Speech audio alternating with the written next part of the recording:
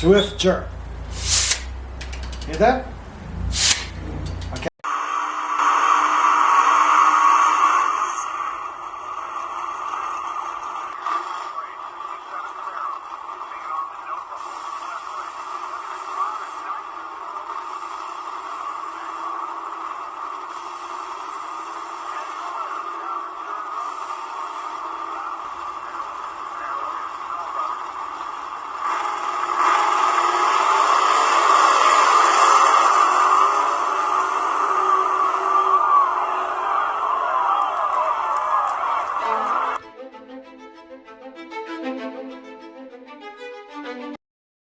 Please subscribe, like, and share. Good morning, good day, good evening from whatever part of the world you're tuning in from. Welcome again to my channel. Please subscribe, like, and share so we can keep this going. Anyway, here we go. I've been getting a lot of comments from the last video about low dollar valve train mods on a 5-liter or 351 Windsor engine combinations, but a lot of them are asking also, how do you properly adjust the valves, or how do you adjust the valves correctly? Well, what may be correct for me might be wrong for somebody else, but here I will do a slow breakdown on why I adjust it this way. Years ago, a friend of mine's out there in Willow Springs with a 914. He was really running, and I can hear the valve train clatter. And I watched him adjust his valves, and I'm going, is that how you adjust your valves? He goes, yeah. So I told him this process that I'm doing, and by the time we were done, the clattering is significantly reduced, and he had more power.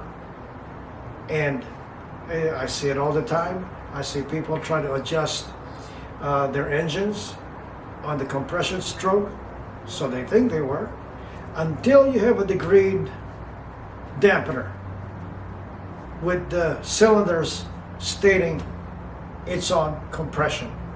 If you don't have that degreed, it's a stab in the dark. You don't know if, especially with 16-volt system, high torque starter, you think you're on compression, but you're already at the onset of the valve opening starting to come up on the ramp. And then when you're adjusting it, you think you're really doing it correctly, but it's wrong.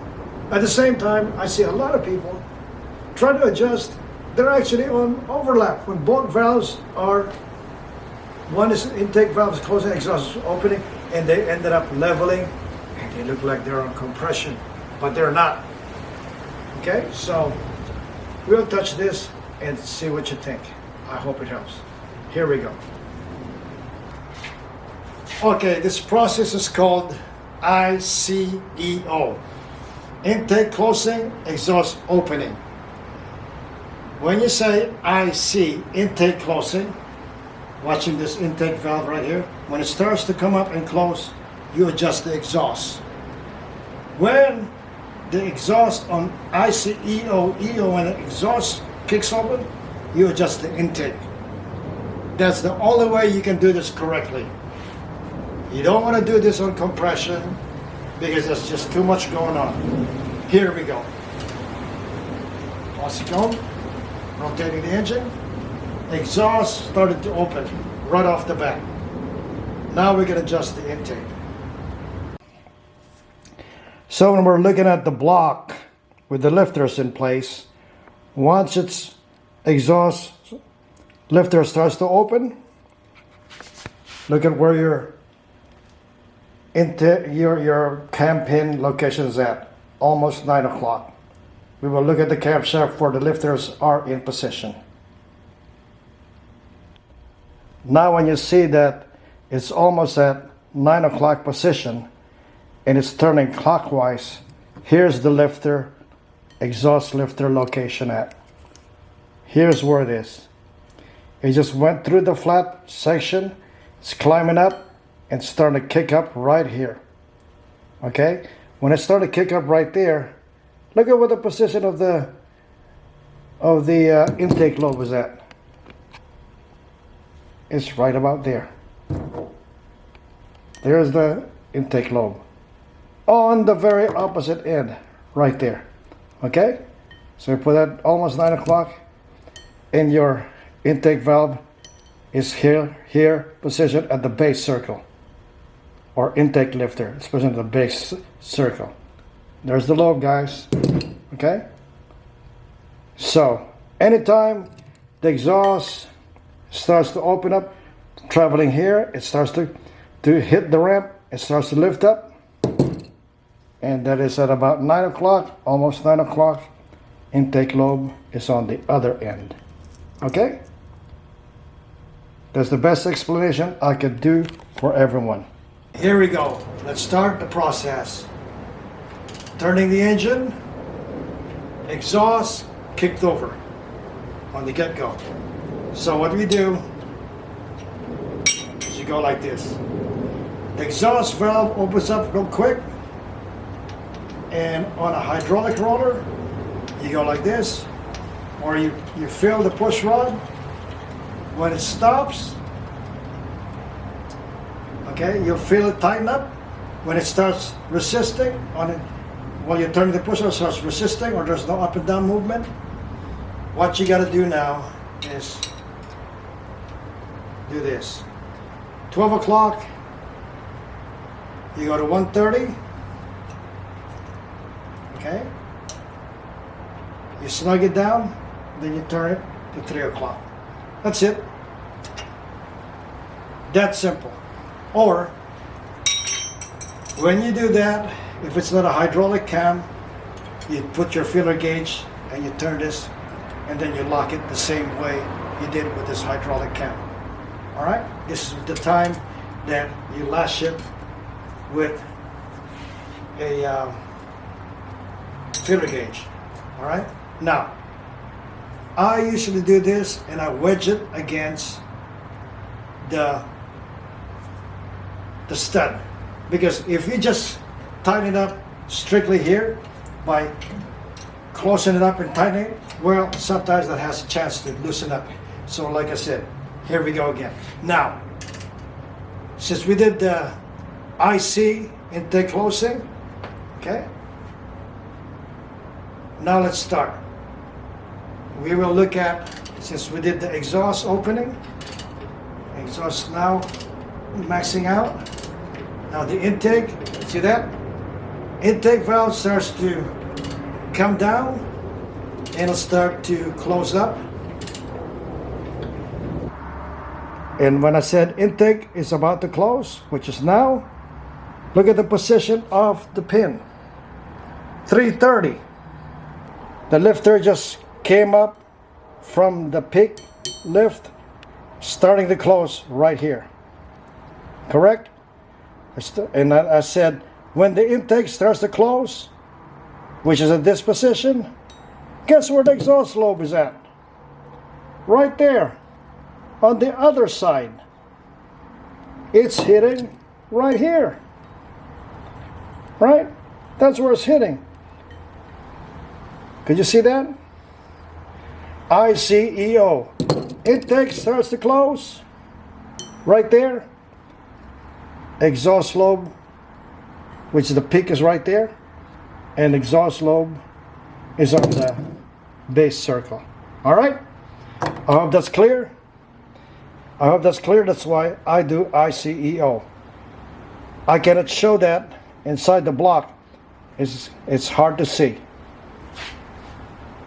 Intake valve starts to come down and it'll start to close up. There you go. Now you adjust the exhaust. Here we go. Again, you start going like this. Up and down, clicking. Now that's, and you can feel the push rod start to tighten up. That's zero lash. 12 o'clock. I go to 130. I snug it down a little bit, not too tight, and I wedge it against. There we go. There we go. 3 o'clock. All right? I think that's clear. And again, at that point in time, use your feeler gauge and do the same thing here. All right? With the proper clearance. You don't have to really wedge it against because you're probably damaged, but I doubt it. The stud and this adjuster, but just a little snug, and then you go to 3 o'clock from 1:30. Or if you want to do a half a turn, do it over here, and then turn it till you get to about this way, snug it, then proceed to turn it to half a turn. After you've done all the valve adjustment, I suggest everybody does this before they install the engine in the car. A quick way is that you don't have to do a compression check, but just to make sure you got an effective or a working cylinder, this is how you do these things. You wait till the rocker arm, intake rocker arm goes up and come down to close. And when it closes, you stick your finger on your spark plug hole right here, and then you give it a swift jerk. Hear that? Okay? This will tell you that you have compression. I hope this video made it clear why we go about this way of adjusting, and I think it takes the confusion out of the whole process, that we are actually doing it more accurately. What might be, like I said, right for me might be wrong for somebody else, and what's wrong for them probably not the right way, and they still keep doing it. It's okay if you're close, but sometimes close is not good enough. In this high level engines that we have today, lots of horsepower, you gotta be on point. You gotta do it accurately.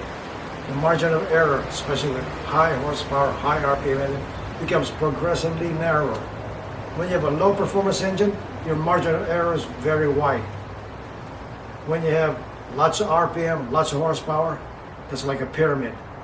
The more higher you get up on a horsepower curve, the less margin you have in ignition, air fuel requirements, valve train adjustment.